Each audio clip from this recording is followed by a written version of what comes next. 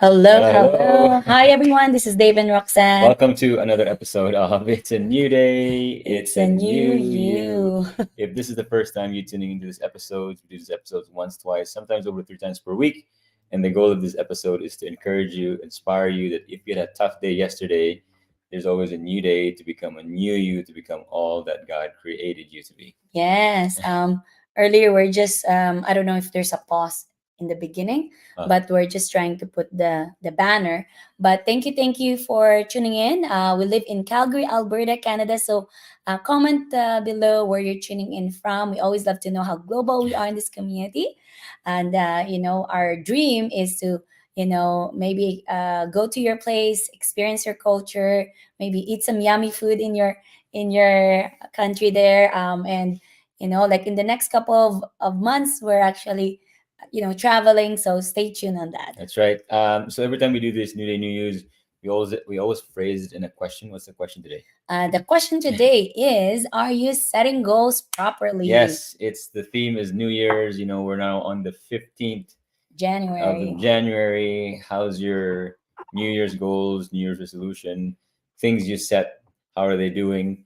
And so we want to share with you some of the key components on setting goals, what we've learned throughout time, how to make sure that they happen. So if you're watching this live or replay, how many of you would love to set goals and make them happen this year? Drop the number one in the chat. Uh, Happy New Year's from Sydney. Hello, Everett. Happy New Year from Ontario. We have Shangita from Sydney. Awesome. Thank you. So once a month we do a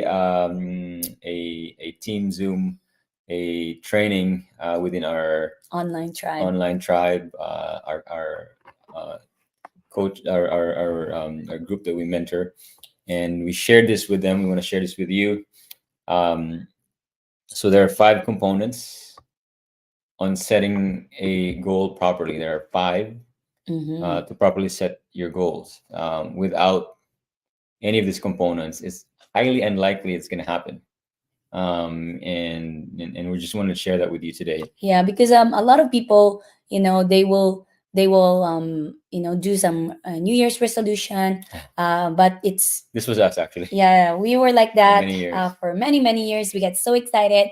We will do our vision board, or we're just like just putting it out there, but not having the right components. So having this, the 5 components, it help us achieve our goals even faster. By the way, stick to the very end because we're gonna give you the secret sauce to put this all together. Very sickeningly simple strategy to put all these 5 components together. So stick to the very end. So the first component is it has to be specific. And so, for example, if you say this year I just want to lose some weight, right? Or you want to be healthy. You want to be healthy. So, that's vague. That's not going to happen because it's not clear, right? We think in pictures, right? If you say something and you cannot picture it, right, then it's very vague. It doesn't happen, right? So that's the first thing there. Yeah, so you have to be, be more specific. So instead of like, I want to lose weight, you have to say I want to lose 30 pounds. That's right? right. Or I want to have a 6-pack abs, right?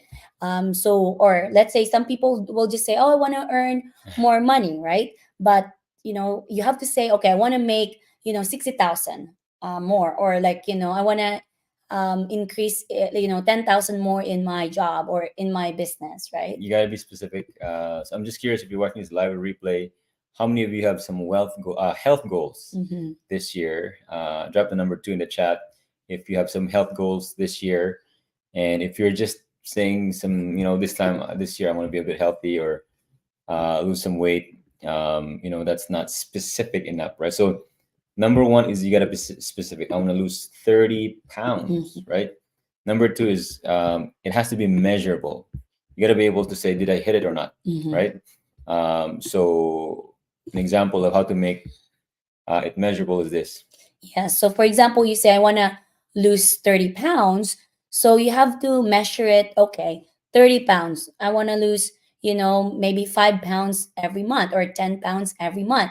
So in 3 months, I'm going to be losing 30 pounds total, right? So Mm. you have to measure it, because sometimes if you just specific, but you're not really, how can you measure, how can you say you achieve it if you don't measure it, right? So for example, if you have a goal of earning extra 60,000, then that would be 5,000 extra every single month That's from, right. let's say, a side hustle, from a business, or from your job, right? So have that measurable component aside from being specific. That's right.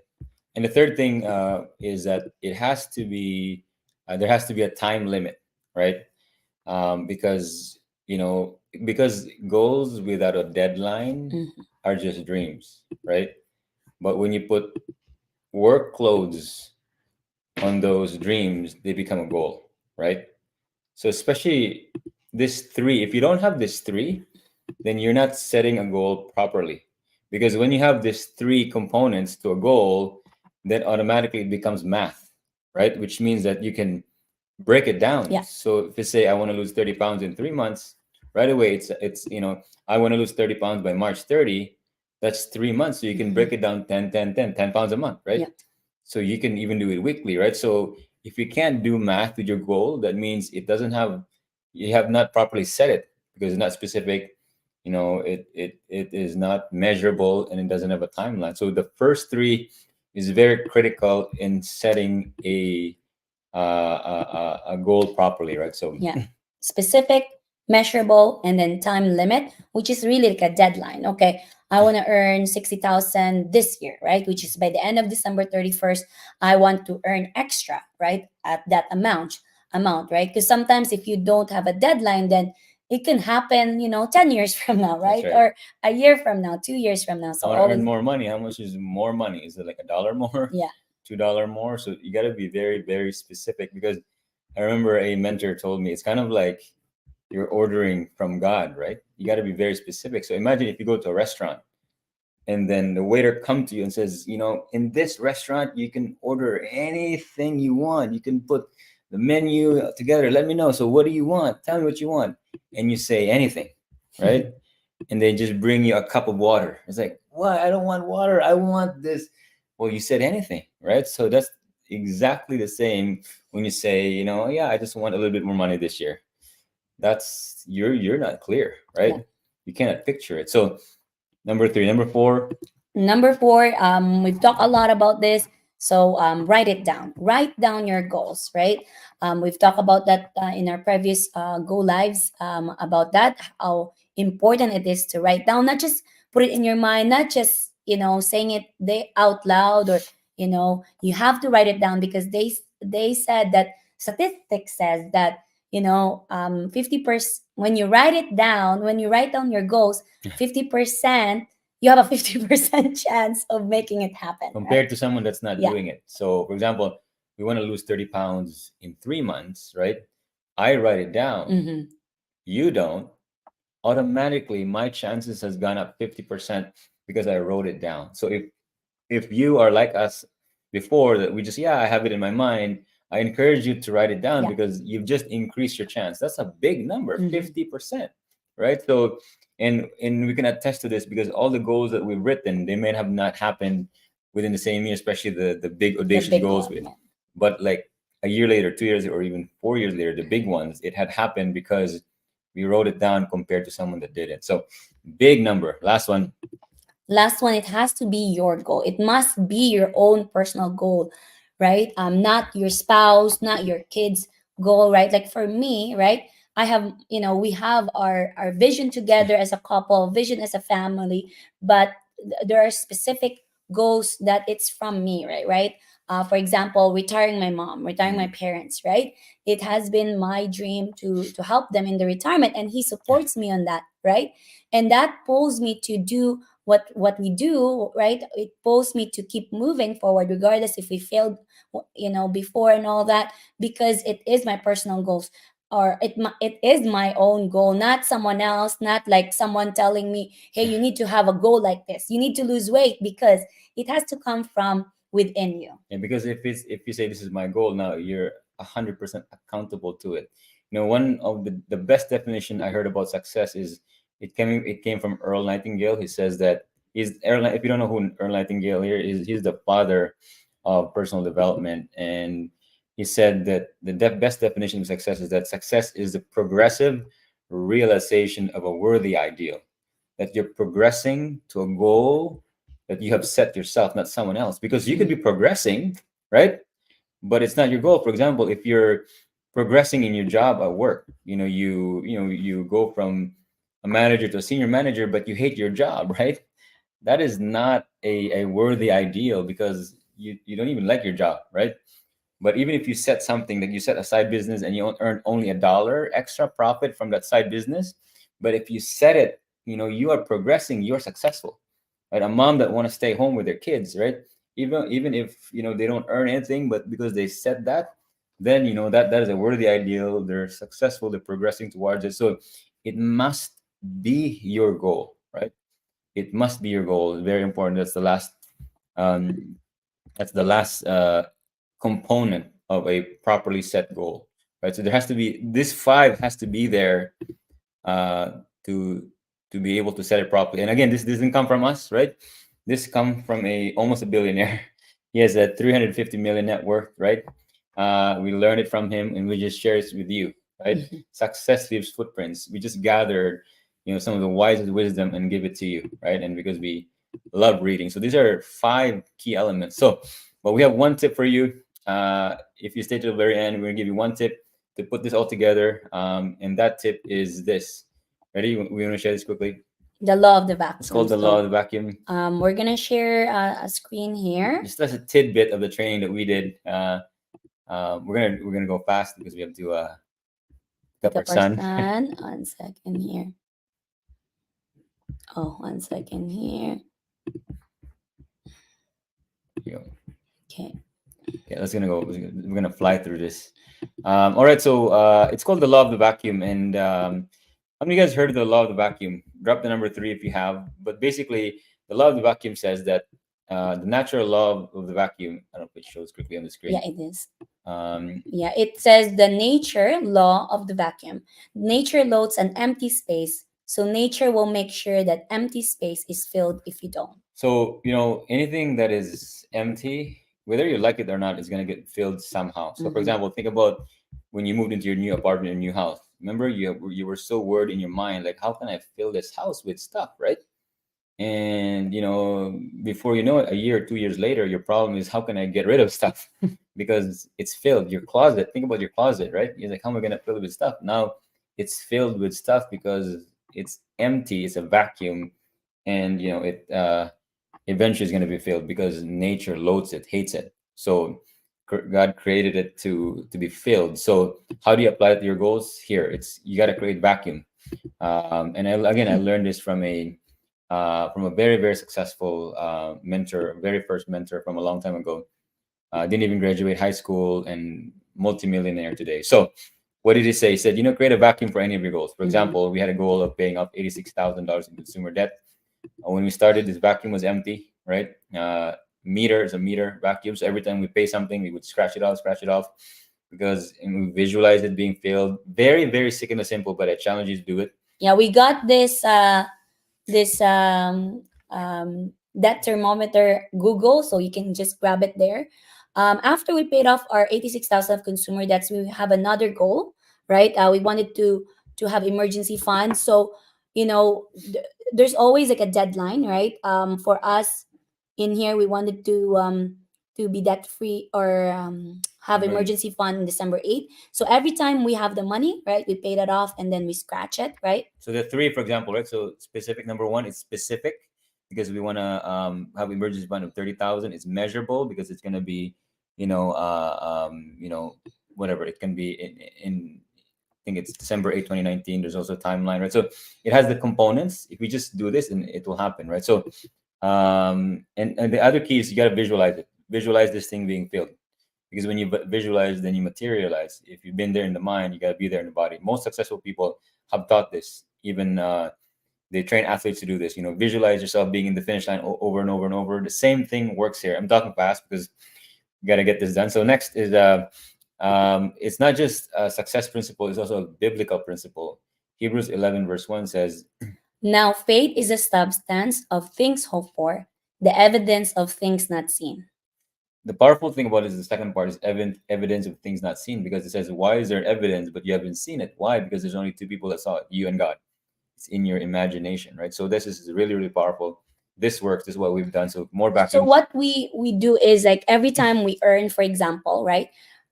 Because you have a goal, right? This is our financial goal. We also have, in our business goal, we also have like in our, like other personal area, right? So once we finish one vacuum, we do another one, right? So that at least because if it's in your mind, you know where to go, where to put the money. For some reason, more money will come because you know where to put it, right? Right. So our next one after the emergency fund, right? Then we do have our car and retained earnings for our business. So for example, we wanted this is, if you look at the date, it's 2020. This is we did this a while back. a long time ago, right? So every time we earn money and then we put it aside, right? And then we also have a baby fund, right? Because um some of you are aware, we did our in vitro. And in vitro, IVF is not Cheap here in Canada. cheap here in Canada. It's about 20,000. So, we did that. Our deadline or time limit was April 30, 2020. We didn't accomplish it, but we accomplished it in May 15, like a month later, right? Another thing that we did is Huge mortgage free. Even work for a mortgage. So 550,000. We wanted to be mortgage free by July 6, 2022. It didn't happen until last year, November 2023, right? And it took us about almost 3 years. Less than 3 years. But it's before that, right? And is our new vacuum? Yes. So this is our new vacuum, which is new vacuum, new goals, which is $1 million. That's in our mutual funds in Canada. It's TFSA, RSP, or open mutual funds and all that. So we're very confident it's going to happen because it's a law, right? Yeah. I mean, we've seen it happen in all of our other goals. If it can happen for us, it can happen for you. So we're gonna end here, and we're gonna. Yeah. I hope that helps as well. We've done it several times throughout our for the past many years, and it's been very helpful, very good, very effective for us. Awesome. So I hope that helped you. And if you're wondering where can I get that, just search in Google. It says debt thermometer, or gold thermometer. Free printable. Yeah. Print it and do it. So we're gonna end with a verse now. 1 second here. Hi Everett. Yes. Boss free, mortgage free. Yes. Hello Emily, Frederick, Serena from Darwin, Australia. Thank you. I just want to ask you, and I want to challenge you. How many of you is going to do that? Is going to print the vacuum and put it in front in the chat? How many of you are willing to do that? Comment in the chat. Me, if you're willing to do that, because very sickeningly simple. But again, success leaves footprint. I just learned this from a multimillionaire mentor of mine in the financial industry, and he just very simple print it. Didn't even graduate high school. Now he's the second largest MGA in Canada. So yeah, and they say that whether we like it or not, out of these people that are watching live and also in the replay, only 1% who will take action, right? So be the 1% that will take action.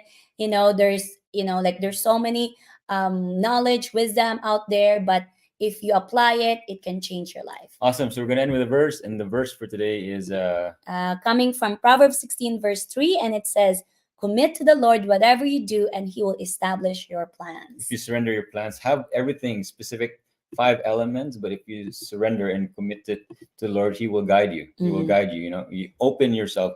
Always have, our goal is always like this.